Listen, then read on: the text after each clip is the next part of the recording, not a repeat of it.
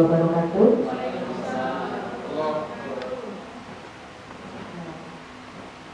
Yang terhormat Ibu Andari SPDV selaku Kepala SMP Negeri 7 Kota Pekalongan, serta Bapak Ibu Guru SMP Negeri 7 Kota Pekalongan beserta karyawan. Siang ini ya, kita ucapkan syukur alhamdulillah pada Allah Subhanahu wa taala karena atas segala rahmat dan hidayahnya kita masih bisa berkumpul dalam acara menyebarkan pemahaman tentang budaya positif. Di sini yang akan saya paparkan atau saya sampaikan ada konsep budaya positif.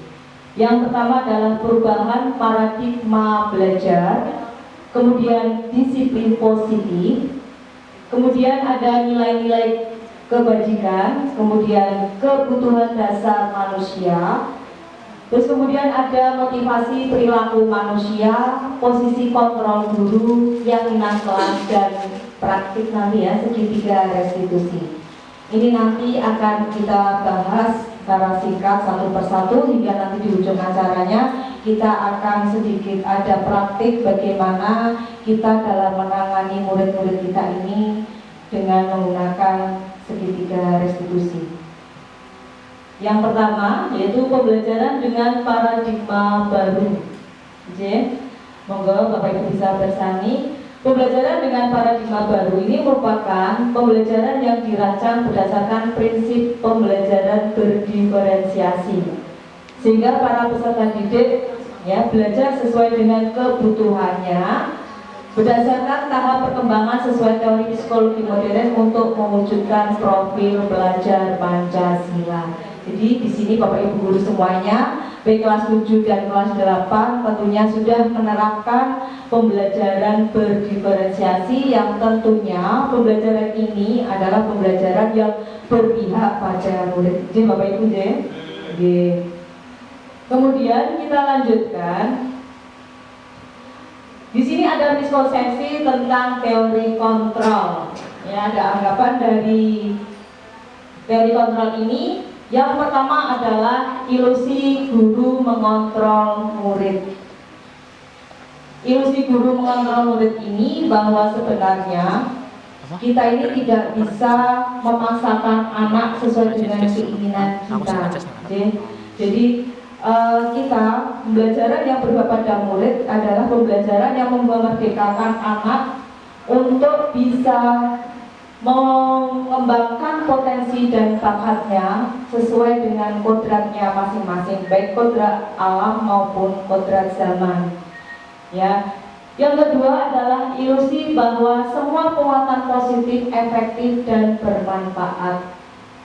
Kadang-kala yang penguatan positif ini adalah adanya pada Bapak Ibu guru seringkali menggunakan dengan segala macam bujukan, ya, berulang kali dikuatkan. Namun kadangkala kita sadari bahwa kadang yang kita bujuk ini kadang-kala anak-anak kita ini suatu saat akan melakukan suatu penghindaran atau penolakan. Nah, ternyata bahwa ilusi bahwa penguatan positif efektif dan bermanfaat itu belum tentu. Kadang-kala bisa menyebabkan anak dalam mengambil sebuah keputusan itu dalam mengambil keputusan itu kadang tergantung dengan kita. Anak tidak mandiri, anak tidak bisa menentukan keputusannya sendiri. Kemudian ilusi bahwa kritik dan membuat rasa bersalah mampu menguatkan karakter. Nah, ini seringkali kita lakukan tanpa kita sadari. Justru yang membuat rasa bersalah ini anak malah menjadi tidak ada rasa percaya diri terhadap dirinya. Okay. Terus kemudian di sini karakter yang muncul ini anak jadi menimbulkan rasa pesimis dan memiliki rasa ketergantungan yang tertinggi pada Bapak Ibu guru. Kemudian ilusi bahwa orang dewasa berhak memaksa.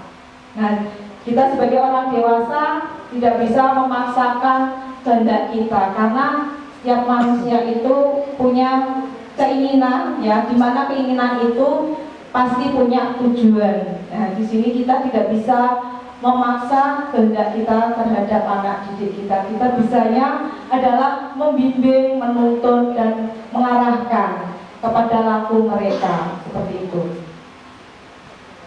Kemudian kita lanjutkan, mengubah paradigma stimulus respon ke pendekatan teori kontrol. Nah, ini ada paradigma yang semula stimulus respon, ya, beralih kepada teori kontrol tadi yang sudah saya jelaskan di awal tadi barusan, bahwa realitas kebutuhan kita ini sama. Itu menurut teori stimulus respon. Dan menurut teori kontrol, ini adalah realita kebutuhan kita ini berbeda. Betul ya, Ibu? Kebutuhan kita ini memang tiap-tiap manusia memiliki kebutuhan yang tidak sama. Kemudian semua orang melihat hal yang sama menurut stimulus respon. Dan menurut teori kontrol, semua orang memiliki gambaran yang berbeda. Kemudian yang ketiga, kita coba mengubah orang agar berpandangan sama dengan kita. Kita harus sama. Padahal menurut teori kontrol ini kita berusaha memahami pandangan orang lain tentang dunia. Cuma dan dunia itu berbeda, ya. Terus kemudian perilaku buruk dilihat sebagai kesalahan. Nah, ini juga dalam penanganan dengan skizofrenia restitusi, bahwa seringkali kita melihat anak-anak kita membuat suatu kesalahan. Bahwa kesalahan itu sebetulnya tidak hanya terjadi pada anak didik kita. Kita sendiri pun sebetulnya bisa saja melakukan sebuah kesalahan, karena kesalahan itu adalah sesuatu hal yang lumrah. Namun hanya saja perlu kita mampu mengontrol diri. Bagaimana kita self kontrolnya itu, kita bisa mampu mengendalikan diri kita sehingga kita tidak mengulangi kesalahan yang serupa. Demikian dengan anak-anak didik kita juga. Kemudian yang berikutnya, saya bisa mengontrol orang lain. Ini menurut stimulus respon. Sehingga menurut teori kontrol, bahwa kita itu tidak bisa mengontrol orang lain. Yang bisa mengontrol itu adalah diri kita sendiri, bukan orang lain. Jadi yang kita munculkan adalah motivasi dari dalam diri kita, motivasi internal, ya. Kemudian pemaksaan ada pada saat bujukan. Itu distimulasi respon, terus respon. Nah, pada teori kontrol itu adalah adanya kolaborasi dan konsensus untuk menciptakan pilihan-pilihan baru. Jadi kita dalam penanganan itu perlu adanya kolaborasi, kerjasama, komunikasi yang efektif, ya, antara pihak yang satu dengan pihak yang lain untuk mencapai tujuan yang sama. Kemudian yang terakhir adalah model berpikir menang kalah. Nah, ada yang menang dan ada yang kalah, itu menurut stimulasi respon.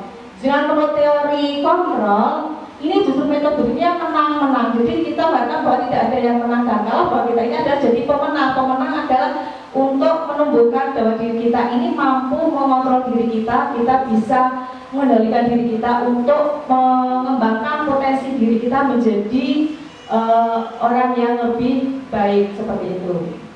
Ya, ini ada nanti yang sudah saya jelaskan, ada perubahan paradigma dari stimulasi respon dengan teori kontrol.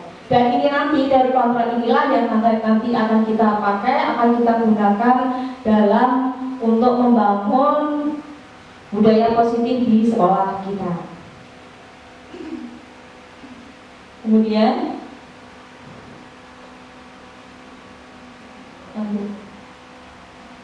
nah, ini disiplin positif. Bapak Ibu tentunya sudah sangat mengetahui dan memahami disiplin positif, karena disiplin positif adalah bagian daripada untuk membangun budaya positif itu sendiri.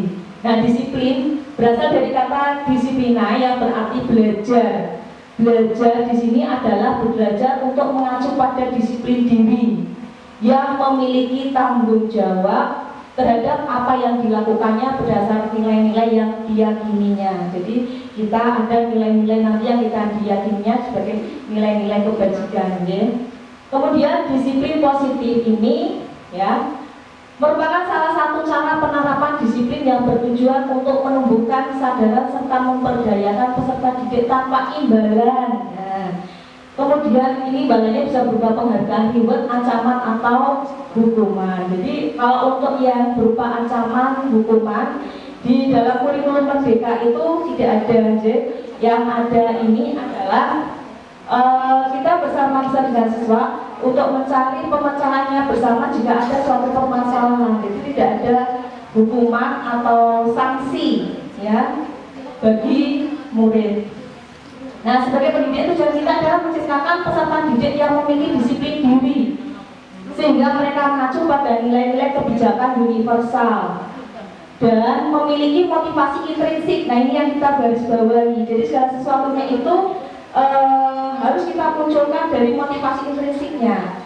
Anaknya dari apa yang dilakukannya itu salah, itu kita menunjukkan bahwa anak betulnya dari kesalahannya itu dari dirinya sendiri. Jadi untuk melakukan suatu perubahan itu akan lebih mudah dilakukan.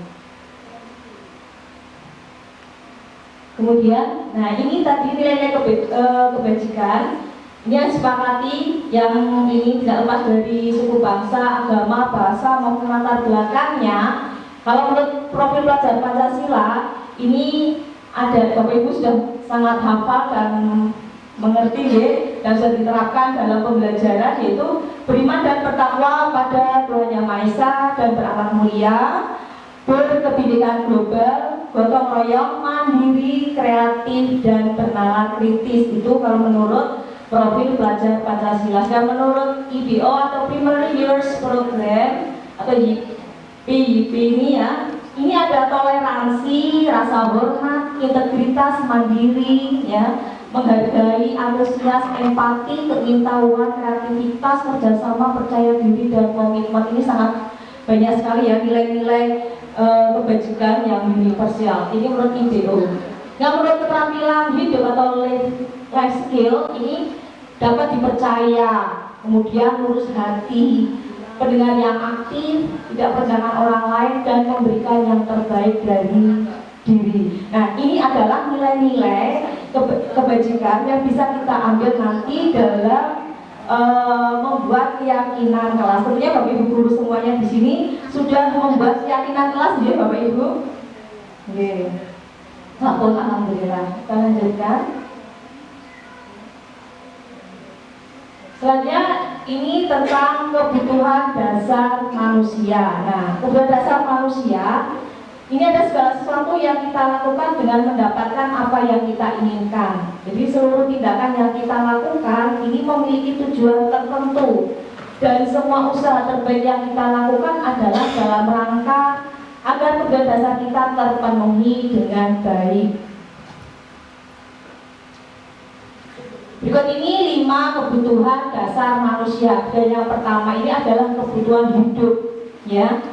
Contohnya makan, pakaian, makanan ya, pakaian, tempat tinggal, keamanan, kesehatan. Ini adalah kebutuhan hidup, ya. Kemudian kebutuhan yang kedua adalah kasih sayang dan rasa diterima. Rasa diterima ini mendapat rasa diterima, dipedulikan berbagai ya, berbagai pihak, terus kerjasama, menjadi bagian dalam kelompok dan sebagainya. Kemudian yang kebutuhan yang berikutnya, yang ketiga adalah penguasaan. Jadi dengan harga diri, keinginan untuk dianggap, memimpin, berprestasi, diakui dan didengar. Kemudian yang berikutnya adalah kebebasan, yaitu mandiri, memiliki pilihan, mencoba hal baru, mampu mengendalikan arah dirinya.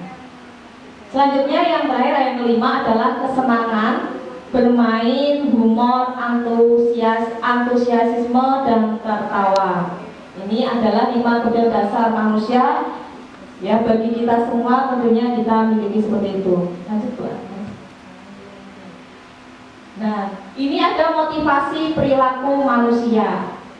Motivasinya yang pertama ini adalah bisa kita lihat untuk menghindari ketidaknyamanan hukuman. Jadi anak berperilaku adalah mereka ingin menghindari ketidaknyamanan supaya tidak mendapatkan hukuman. Jadi mereka melakukan itu karena dia tidak dihukum. Okay.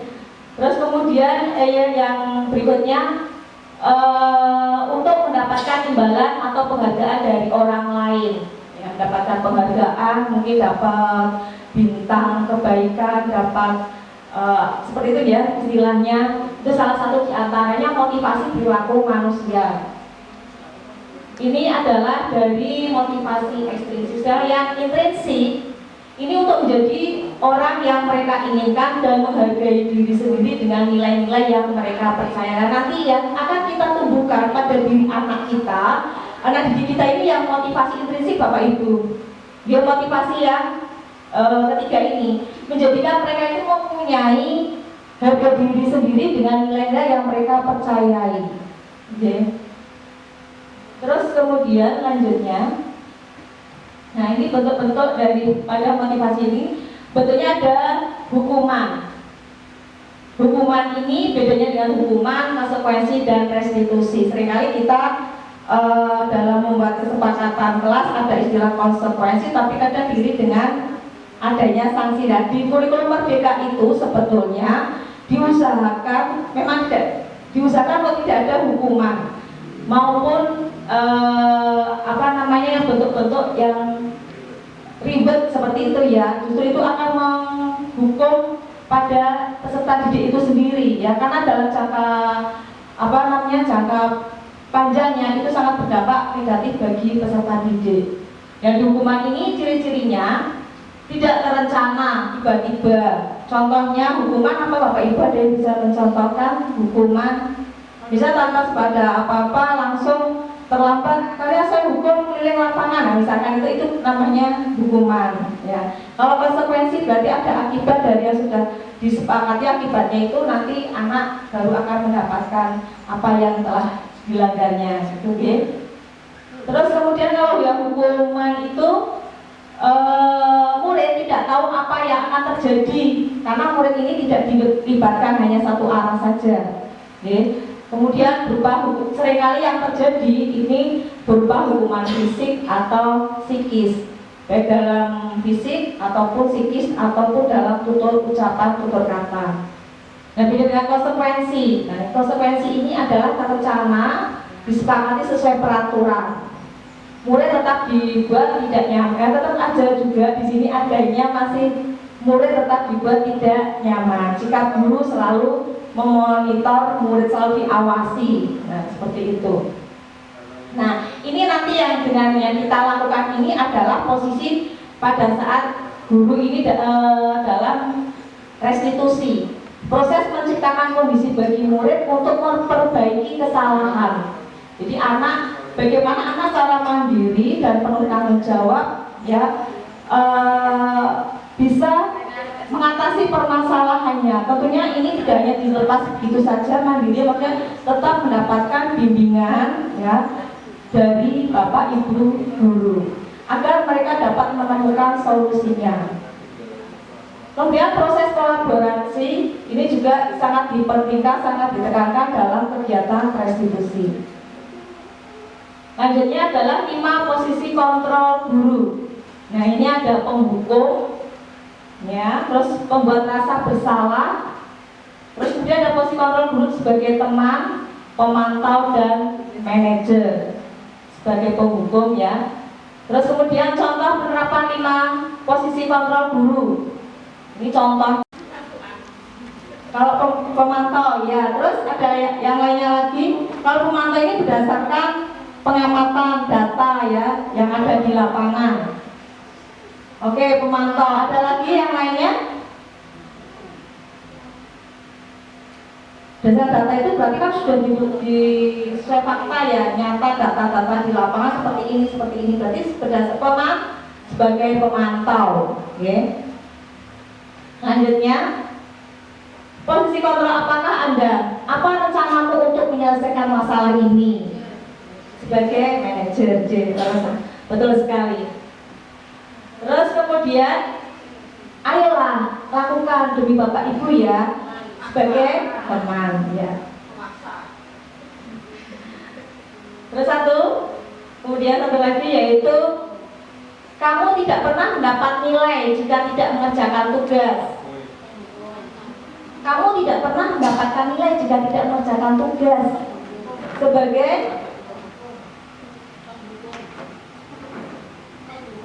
Penghukum. Yang lainnya?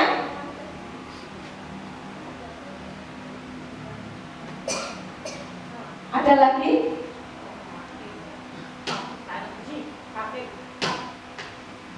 Apa Bapak yang dari sini mungkin? Pari? Kamu tidak pernah mendapat nilai jika tidak mengerjakan tugas.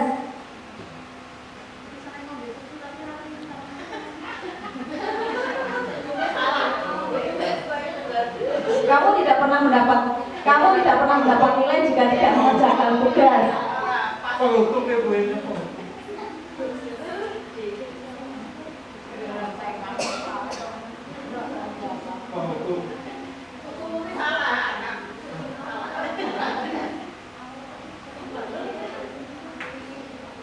Tadi ada yang penghukum, terus ada lagi yang lainnya.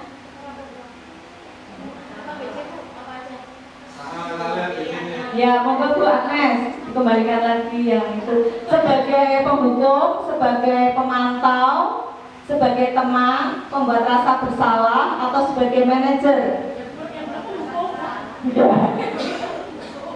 Iya, gambarnya itu sebagai penghukum, pembuat rasa bersalah. Kamu tidak? Atau teman, atau pemantau?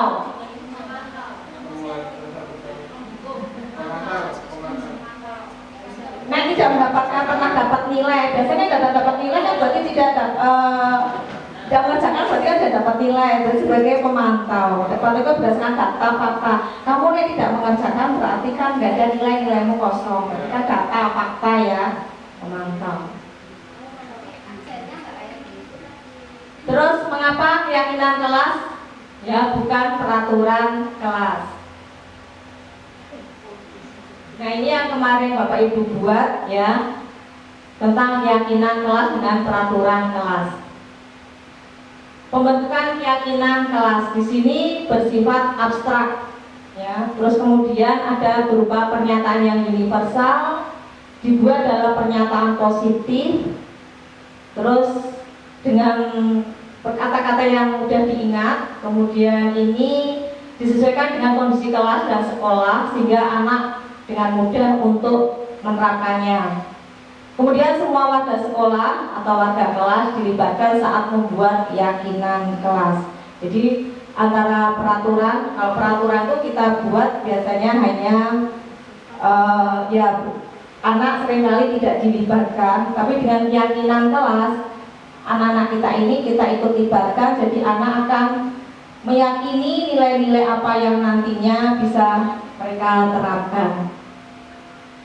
Pertama dulu, antara kesepakatan kelas dengan keyakinan kelas beda ada Bapak Ibu? Atau sama? Yang benar kesepakatan kelas atau keyakinan kelas? Apa berbeda?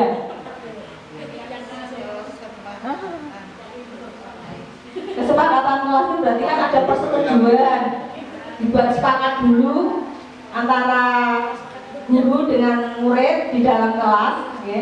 Baru kita buat keyakinan kelasnya yang akan jadikan nilai-nilai yang akan diyakini, yang akan diterapkan nanti dalam pembelajaran di kelas.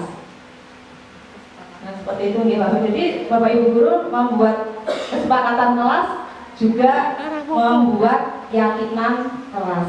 Oke. Nah, dalam pembuatan kesepakatan kelas itu jangan untuk ada sanksi yang sifatnya menghukum, misalnya denda bayar 5.000 misalkan, itu tidak boleh.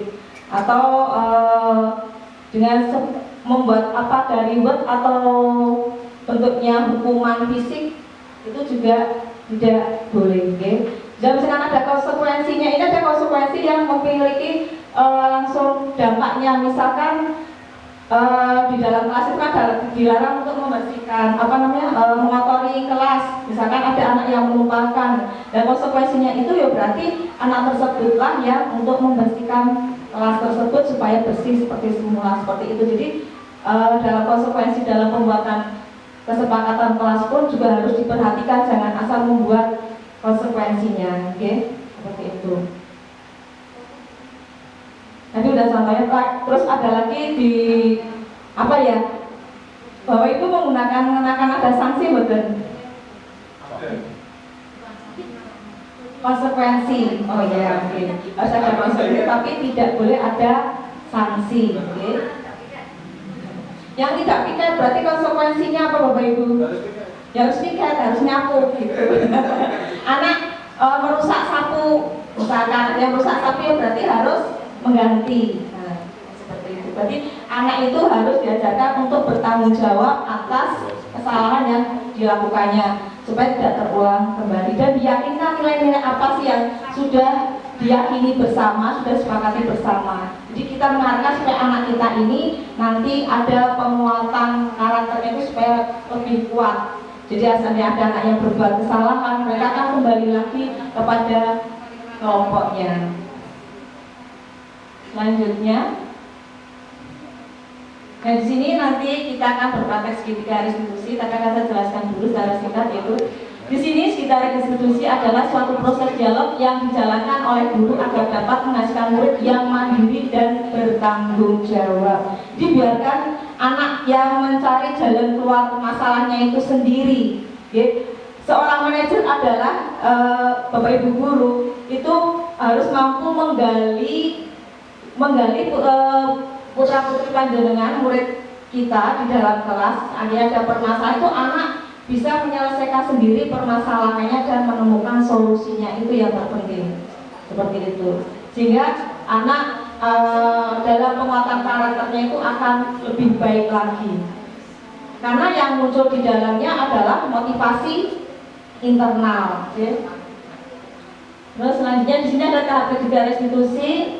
Tadi sebentar Bu Agnes, menstabilkan identitas yang pertama, ya, menstabilkan identitas. Terus kemudian ada validasi tindakan yang salah, itu yang tahap kedua. Dan tahap yang terakhir ketiga itu menanyakan keyakinan. Kita kembalikan keyakinan apa yang sudah disepakati di dalam kelas kita. Maka belajar keyakinan kelas. Itu maksudnya seperti di sini. Selanjutnya, yang pertama yaitu menstabilkan identitas. Dasar prinsip membuat kesalahan adalah bagian dari proses pembelajaran. Misalkan di sini untuk kata-katanya, berbuat salah itu wajar, atau tidak ada manusia yang sempurna, siapapun bisa berbuat salah. Ibu bapak tidak mau mencari siapa yang salah, tapi ibu bapak ingin mencari solusi dari permasalahan ini. Kamu berhak merasa begitu. Nah, ini adalah kalimat-kalimat yang bisa kita gunakan dalam menstabilkan identitas anak jika anak sedang mengalami permasalahan. Supaya anak ini tidak rasa takut atau merasa tegang pada saat anak kita panggil, kita stabilkan dulu, ya, sehingga anak ini bisa merasa aman bersama kita dalam berdiskusi untuk mengatasi permasalahan apa yang sedang terjadi. Selanjutnya, nah tahap yang kedua di sini adalah validasi tindakan yang salah. Berupaya, ya, setiap perilaku berupaya memenuhi suatu kebutuhan tertentu sini. Diarahkan kalimatnya, kamu pasti punya alasan mengapa melakukan hal itu. Ya, jadi kalau jika kita terhadap anak didik kita, misalkan anak bersalah, kita tanya dulu alasannya kenapa kamu seperti ini, ya, kenapa kalian seperti itu, biar anak nanti kita mengetahui apa tujuan anak melakukan hal tersebut. Terus berikutnya kalimatnya adalah, padahal kamu bisa melakukan yang lebih buruk dari ini ya. Nah, ini adalah untuk validasi tindakan yang salah. Misalkan yang semua hanya menggebrak meja, misalkan kan anak kita seperti itu, bisa lebih fatal lagi, mungkin dengan dilempar atau bagaimana yang bisa sikapnya lebih fatal. Nah, ini adalah validasi tindakan yang salah. Terus kamu patut bangga karena telah melindungi sesuatu yang penting buatmu. Ini banyak contoh sekali di kelas kita ya. Misalkan ada anak seperti itu karena ternyata PR-nya dicontek, diambil begitu saja misalkan, sehingga kita tahu permasalahannya mengapa anak itu melakukan seperti itu, ya. Jadi anak itu kenapa marah? Karena mempertahankan tugas yang dia sudah buat susah payah capek-capek sampai ke lembur ternyata diambil temannya begitu saja tanpa izin atau dengan cara merebutnya. Jadi kita memang harus memfasilitasi, memediasi mereka supaya mereka itu bisa mengatasi masalahnya. Terus kemudian kamu melakukannya karena mempertahankan sesuatu yang penting bagimu, karena segala sesuatu yang penting bagi kita semuanya pasti akan kita pertahankan karena menjadi hak milik kita. Selanjutnya, tab yang terakhir, yang ketiga, menanyakan keyakinan. Di sini untuk keyakinan kita kembalikan pada motivasi untuk secara intrinsik. Kita kembalikan nilai-nilai keyakinan apa sih yang sudah kita sepakati bersama. Apa keyakinan kelas kita? Jadi kalau ada anak yang melanggar atau apa, kita kembalikan lagi. Apa keyakinan kelas kita ini? Misalkan ada rasa kasih sayang, toleransi, saling menghargai, dan kita kembalikan lagi dengan nilai-nilai yang sudah disepakatinya. Seperti apa gambaran sebuah kelas yang ideal menurut kamu? Nanti anak akan bicara bahwa yang ideal, misalkan kita harus saling menghormati, kita harus saling kita menghargai, sopan, santun, dan sebagainya. Jadi yang ditempelkan di dinding kelas itu bukan sekedar slogan, jargon atau apa, tapi itu yang betul-betul harus dimaknai oleh siswa-siswa semuanya dan dilaksanakan, karena ini sudah menjadi keyakinan kelas yang sudah disepakati. Terus kemudian kamu ingin menjadi orang yang seperti apa? Nah, ini meyakinkan lagi bahwa tentunya untuk perubahan yang lebih baik lagi. Bisa ingin menjadi yang lebih baik lagi. Saya tidak akan terlambat sekolah, saya akan rajin belajar. Nah, seperti itu, mungkin jawabannya seperti itu. Contoh penerapan segitiga resolusi bisa Bapak Ibu saksikan.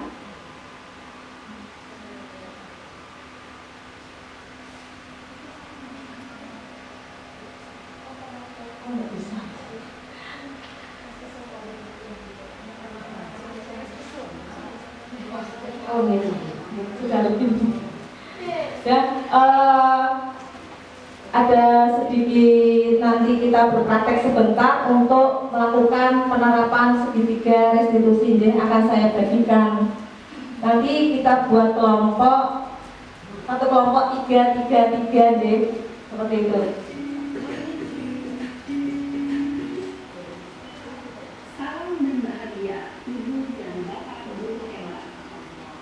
Video kali ini kita akan membahas tentang salah program disiplin yang diterapkan di lingkungan sekolah yang dikenal dengan nama restitusi.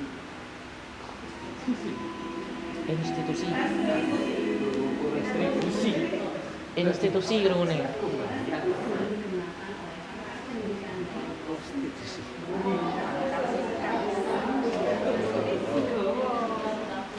Silakan Bapak Ibu bisa disaksikan ya.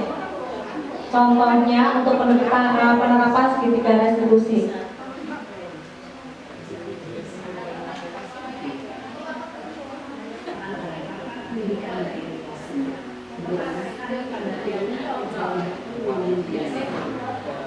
Segitiga restitusi adalah suatu proses dialog yang dijalankan oleh guru atau orang tua agar dapat menghasilkan murid yang mandiri dan bertanggung jawab. Pada saat guru di posisi manajer, aspek yang dikembangkan pada murid adalah motivasi, sehingga penanaman nilai-nilai kebajikan dapat tumbuh dan berkembang menjadi suatu kebiasaan positif yang akhirnya membentuk karakter.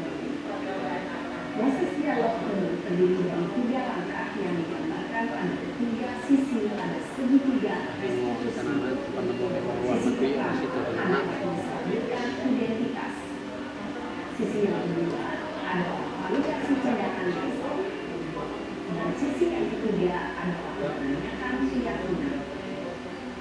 Ibu dan bapak guru, berikut ini akan ditunjukkan bagaimana seorang guru berada pada posisi manajer. Jam 1 balik. Yuk dijemput jam 1. Mereka dapat kembali kepada kelompoknya sehingga mereka memiliki karakter yang semakin kuat dan kokoh. Tentunya ini tidak hanya bisa berjalan sendiri, namun butuh kolaborasi demi pembelajaran yang berpihak pada murid. Demikian, sebelum saya tutup atau saya akhiri, mungkin ada pertanyaan, silakan monggo. Ada Bapak Ibu? Untuk nantinya praktik segitiga restitusinya, karena waktu sudah jam 2, akan kita lakukan untuk minggu depan. Kita akan praktik bersama untuk segitiga restitusi. Juga sama Sisi. Sembarang. Demikian, terima kasih. Wassalamualaikum warahmatullahi wabarakatuh. Waalaikumsalam.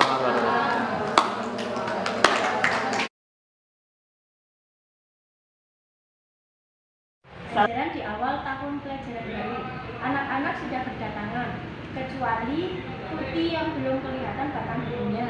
Begitu pelajaran akan dimulai, Tuti datang dengan kondisi yang berantakan. Maggie temannya bertanya, mengapa dia berantakan? Mari kita lakukan segitiga restitusi agar murid memiliki rasa tanggung jawab untuk menyelesaikan masalahnya. Tuti, kamu kok berantakan sekali? Kenapa ini rambutnya? Ini sisiran dulu. Maaf Bu, tadi di jalan aku jatuh. Soalnya tadi nggak tahu kenapa saya itu kebangun kesiangan, jadi naik sepedanya keburu. Akhirnya saya jatuh. Kamu harusnya hati-hati ya. Memang setiap orang itu harus hati-hati. Kalau naik sepeda pelan-pelan biar nggak jatuh. Terus lain kali jangan sampai terlambat lagi. Ya, tadi malam aku itu Bu bantu orang tua jualan Bu di angkringan. Pulangnya jam 11 malam. Iya, Satu rumah kesiangan. itu kamu baik sekali membantu ibu. Kamu benar membantu ibu. Kamu juga sudah berangkat walaupun terlambat. Kamu sudah semangat ya. Ibu ingin mencari solusi bagaimana agar kamu tetap bisa bantu ibu dan juga kamu tidak terlambat ke sekolah. Ya Bu, terima kasih. Saya siap mendengarkan. Saya harus gimana Bu? Menurut kamu gimana? Kamu agar bisa tetap sekolah, tidak terlambat dan tetap juga bisa bantu ibu. Kalau menurut saya pulang kasih ya Bu ya. Nah, Tapi kasihan benar ibu Bu, sekali. nanti kalau misalnya pas rame, itu nanti nggak ada yang bantu. Kasihannya gitu. Baiklah kalau begitu terus, kamu harusnya Berarti gimana? Atau dipanggil aja kok Bu orang tua saya Bu, supaya kita ngomong sama di sini di sekolah.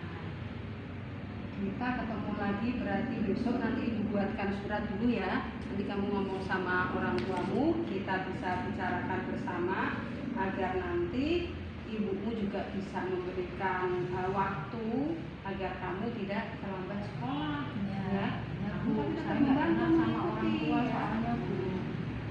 Nah, Saya juga pengennya yuk kasih pulangnya. ini surat diberikan ke orang tuamu. Nanti besok kita komunikasi bersama. Tetap semangat ya, Tuti ya. Terima kasih Bu ya. Semangat ya. Ayo Tuti, kita masuk kelas. Ini kan jamnya. Ya, terima kasih. Enggak apa-apa Bu ya. Saya Tidak apa-apa, masuk simpan kelas ya. ya. Masuk kelas. Semangat ya. Ya, terima Dirapikan kasih, dulu, Bu. dirapikan, Oh, dirapikan ya. dulu, dirapikan dulu. Nah, semangat. Oke, terima kasih, Bu. Ayo. Assalamualaikum warahmatullahi wabarakatuh. Waalaikumsalam warahmatullahi wabarakatuh. Anak-anakku semuanya, Satria Usura, sehat Mak? Sehat. Sehat, alhamdulillah. Sudah jajan tadi? Sudah. Sudah, alhamdulillah. Gini anak-anakku, tadi ibu baru saja mendapatkan laporan, ya baru saja, bahwa tadi kalian berdua ini melakukan pengepesan sepeda milik temanmu. Namanya siapa? Ilham. Ilham.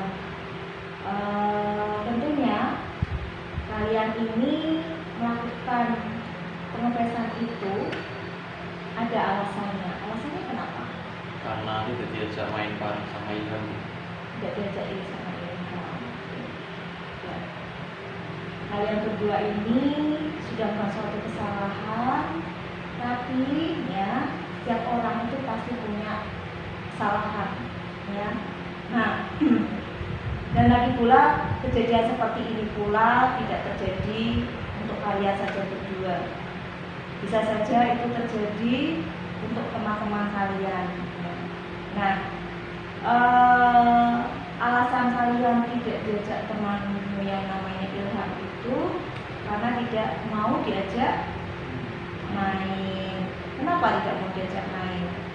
Mungkin gara-gara kalau saya main sama Satria, kalau main nggak mau kalah, tidak sportif. Oh, siapa yang tidak sportif? Saya sama Satria. Oh, kalian berdua kalau tidak sportif. Kalau tidak sportif itu berarti ada nilai-nilai yang kita sepakati supaya kita ini apa? Untuk saling menghargai, perlu tidak kita saling menghargai?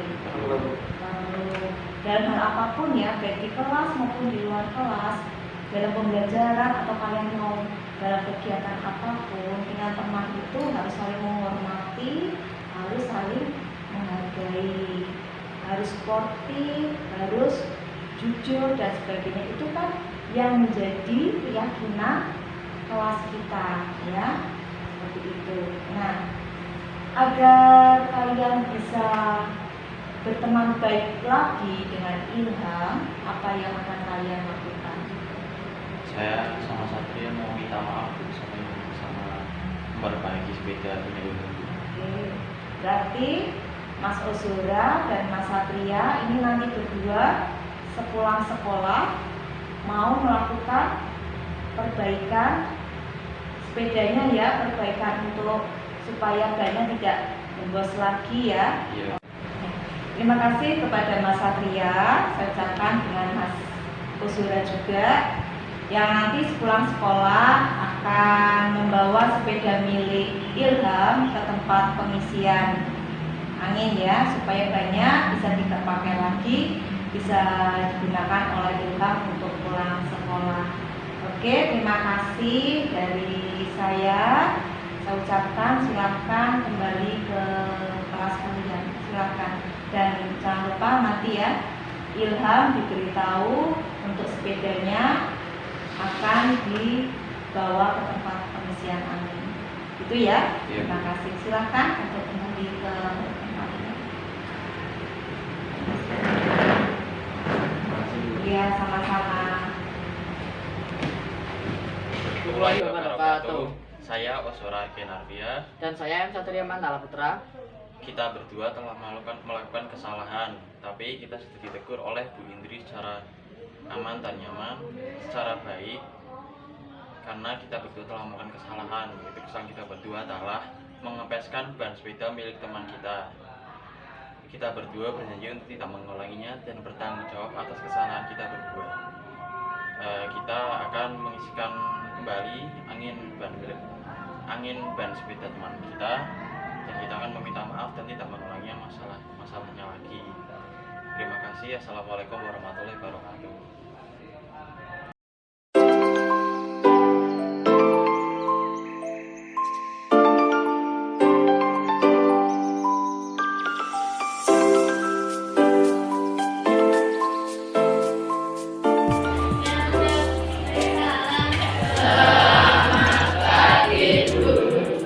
Ya, selamat pagi. Assalamualaikum warahmatullahi wabarakatuh. Waalaikumsalam warahmatullahi wabarakatuh.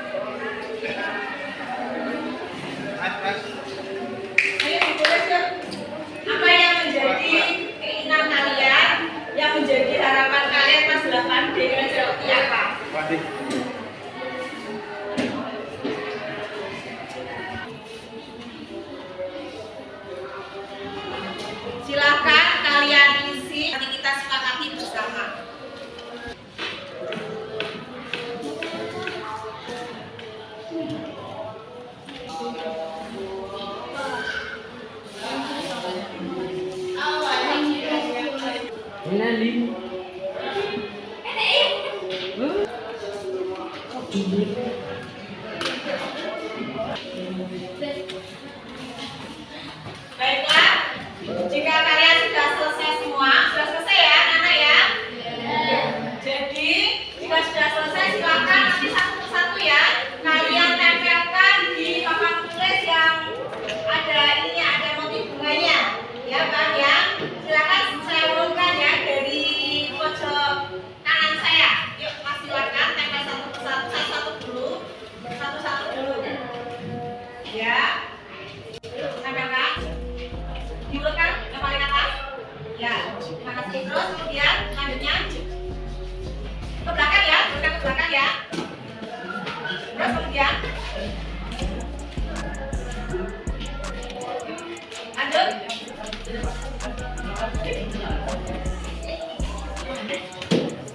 Ya. Lanjutnya, silakan.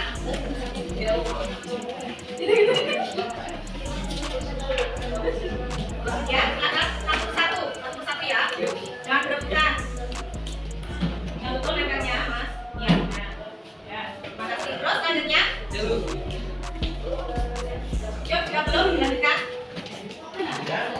Nanti dulu kan, kita dulu.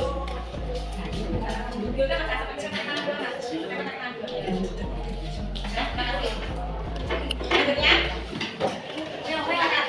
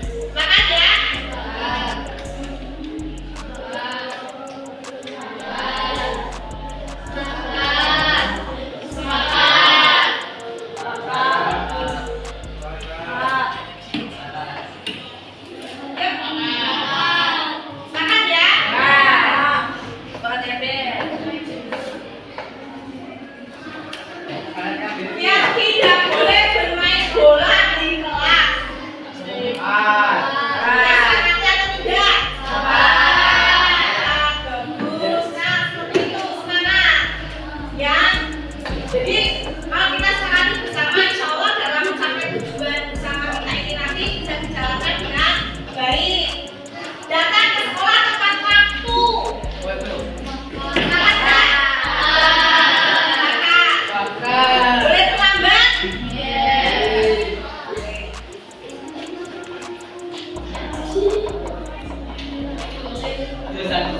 Kemudian berikutnya tidak mengganggu teman sedang mengerjakan.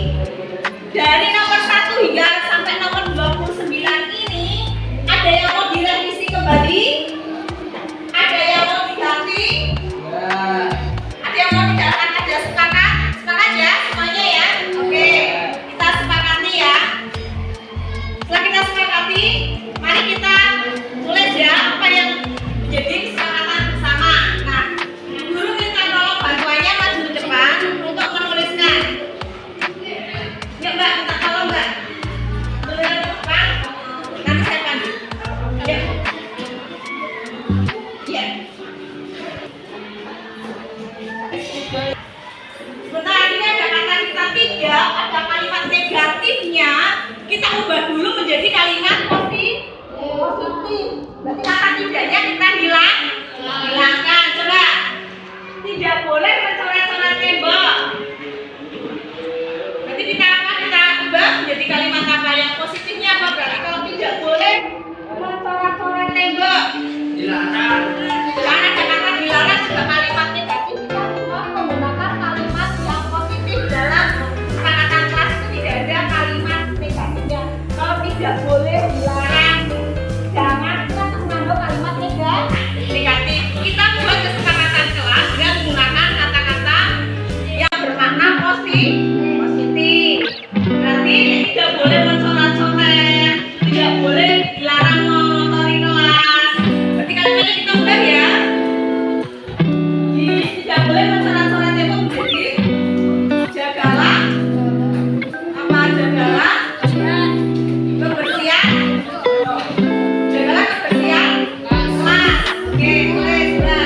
Dia tidak boleh mencoret-coret tembok. Terus ada dilarang mengotori kelas. Ini kan hampir sama ya. Kita jadikan menjadi satu kelas. Ya ini sudah boleh sudah semua ya. Kita ubah kalimatnya. Berarti yang nomor satu kita ubah kebersihan lingkungan ya. Berarti kita sepakat dengan apa? Menjaga kebersihan kelas. Menjaga kebersihan kelas dan sekitarnya. Ya, menjaga kebersihan.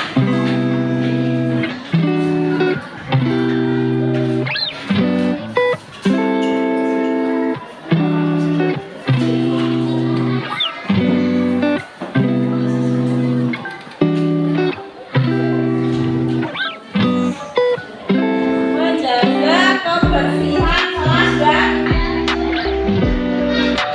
dan tidak boleh mencoret-coret tembok. Sangat ini. Berarti ada fasilitas kelas juga ya. Ada yang hilang dan sebagainya. Berarti menjaga fasilitas kelas ya, menjaga fasilitas menjaga dan memelihara gitu ya. Gimana kata-katanya? Fasilitas ya. Fasilitas nggak apa itu? Seperti sapu ya. Apa lagi? Meja tidak boleh dicoret-coret, sapu tidak boleh dirusak, tembok dicoret-coret dan sebagainya ya. Betul? Sepakat? Terus lagi nomor 3. Apa lagi yang belum?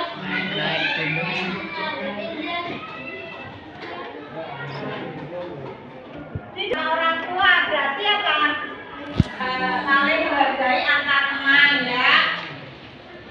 Dan sesama. Saling menghargai. Dan saja ya bukan antar teman. Menghargai itu bisa dengan teman, bisa dengan Bapak Ibu guru menghargai tidak? Nah, saling menghargai.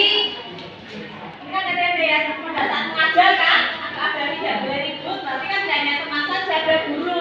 Berarti saling menghargai orang lain. Pada saat belajar, sepakat tadi ya, tertib pada saat belajar, menjaga ketertiban kelas. Baca ya, sepakat tidak? Menjaga ketertiban kelas. Sepakat kan? Oke.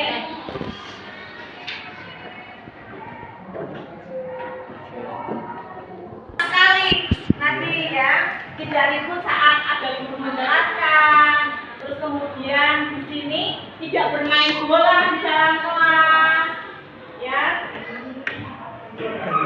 Kemudian apa lagi? Tertib saat belajar. Nah ini harus saya sampaikan. Kemudian 5. Apa lagi? Berdoa sebelum dan sesudah belajar. Ya. Jadi berdoanya tidak hanya sebelum, tapi juga sesudah. Sama tidak? Apakah sebelum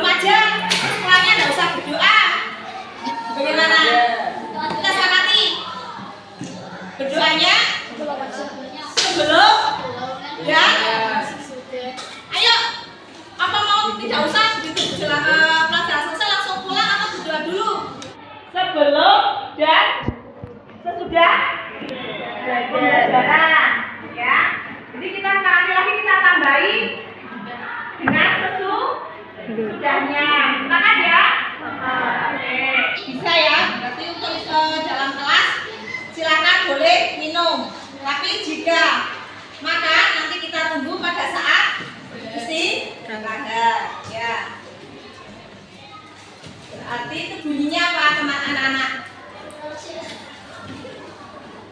Kalimatnya jangan menggunakan jangan. Berarti bolehkan untuk minum di dalam kelas di saat memang membutuhkan. Ya. Terus lanjutnya 7. Ada lagi yang belum. Nah, ini siswa dilarang mencuri barang yang bukan miliknya. Berarti jaga, kalau itu berarti menjaga keamanan ya. Ketertiban kelas sudah belum tadi maksudnya. Nah, menjaga ketertiban tambah ya. Maka tadinya anak menjaga ketertiban dan keamanan kelas, termasuk diantaranya kita tidak boleh mengambil barang yang bukan milik kita sendiri. Paham ya, Suci ya? Nah, menjaga ketertiban dan keamanan ya, tambah ya. Menjaga ketertiban dan keamanan kelas.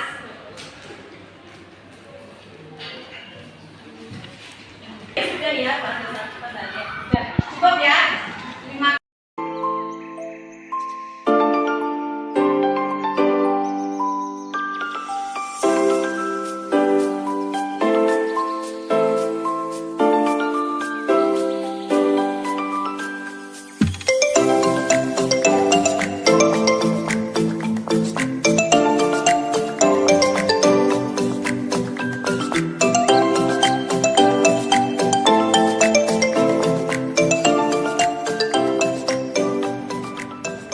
Assalamualaikum warahmatullahi wabarakatuh.